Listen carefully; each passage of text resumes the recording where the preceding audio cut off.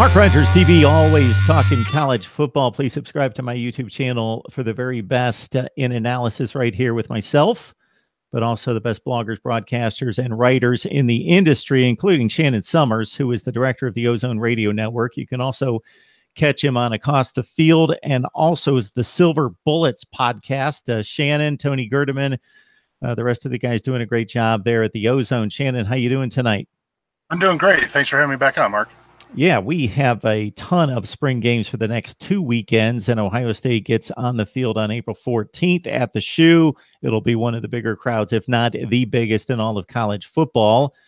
And everyone's going to look at quarterback. And so we've got, of course, JT Barrett, his name etched in the record books, moves on. So Tate Martell, Joe Burrow, most people are giving the job to Dwayne Haskins based on 7 throws against Michigan, 7 very important throws and some very crucial moments, of course, down by a score there in the third quarter. The throw to Austin Mack on the 3rd and 18 was the best throw maybe of the season. But how do you shape this thing up? And do you think it's a open and shut case, or do you think there's some wiggle room for to evaluate everyone? Well, according to Urban Meyer in his press conferences and stuff, he's been saying that it's an equal footing between the 3. Now, hearing stuff from some of the players, I guess like Mike Weber today was mentioning how they're not going to be having a scrambling quarterback coming into this next season. One of the many reasons he was coming back for his, this season. His goal is to have like 1,300 rushing yards and X amount of catches and stuff like that, and 15 touchdowns, I think. So one of the biggest things was that they wanted to have more carries between him and JK. JT had more carries than what the other, what they had last year. So they're looking forward to either Haskins or Burrow being the starter to not run as much as they have in years past. Burrow can run. He's a better runner than Haskins is. Haskins, what he did against Michigan can't be discounted. And I've also told people the game against Illinois have to keep that in perspective, because he coughed up the fumble. I mean, it was a helmet on the ball, but still offense got, they got pulled out and the first team got put back in.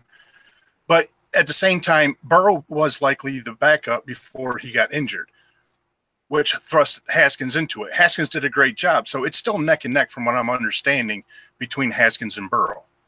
So it's going to be fun to watch. We're not really going to learn much as far as fans from the spring game, as far as what's going on behind closed doors with the leadership and everything like that, the little things that they're looking for from these 2 guys to take control.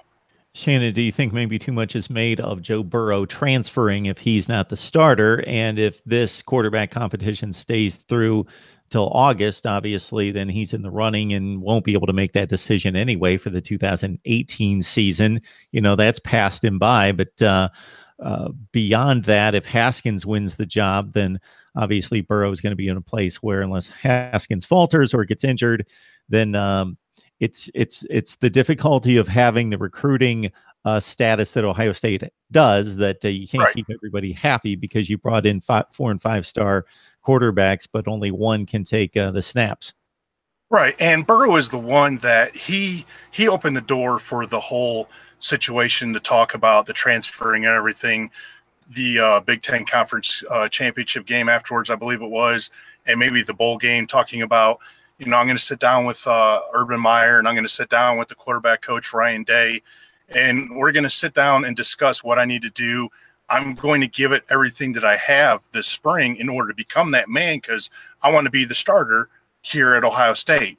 And if I'm not, then there's a possibility that I'm going to want to transfer somewhere to be a starting quarterback.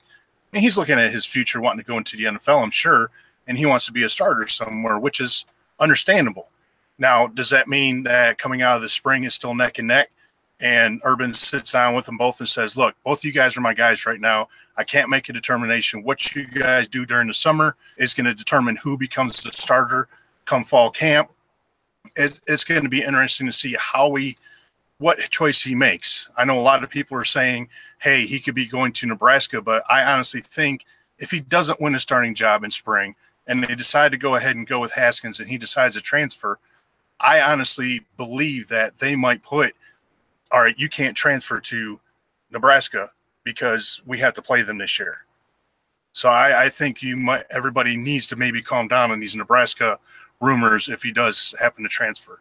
But I coined myself as being the commissioner of the Joe Burrow starting quarterback for the 2018 season. I believe he's going to be the starter. I'm probably going to be wrong, but I do believe he's going to end up becoming a starter. So, Shannon, you believe he's going to be the starter or believe he should be the starter? And if it should, then why Joe Burrow? As far as believing that he will be, I don't think there should be a should, because it's really between the two. You just don't know if what you're going to get week to week, what kind of consistency you're going to get from them. So I don't know as far as he should start over Haskins. I feel that he's just has a little bit more seasoning, being in this offense a little bit longer, maybe knows a little bit more, reading defenses and such, that he might have that upper hand. Just that coming out of training camp, going to be named as the backup, and you break your hand, that kind of set him back. But it's, like I said, it's the little things that are going on behind the scenes as far as what they say they want from the players with their leadership. And, there's 5 things that they want from a quarterback. And if you ever seen that video that Ohio State put out for Happy Joe Day, and he's fighting one of the linebackers for that tire, you could tell this kid is giving everything he has and putting it all on the line. He's not playing like somebody that's got one foot out the door. And if you listen to Urban Meyer and believe him about assessing a quarterback, he puts more value in that than he does even being able to throw the ball through, a tire, through a window, being able to do the things that woo and wow the rest of us in assessing a quarterback. Sure, the kids have got to be able to throw the football, but at this point, we know that they all can throw with some velocity and throw it well enough to a certain degree to compete for the job. But Urban Meyer looks at leadership, toughness, competitiveness, and he's looking for that type of leadership at that position and values it greatly.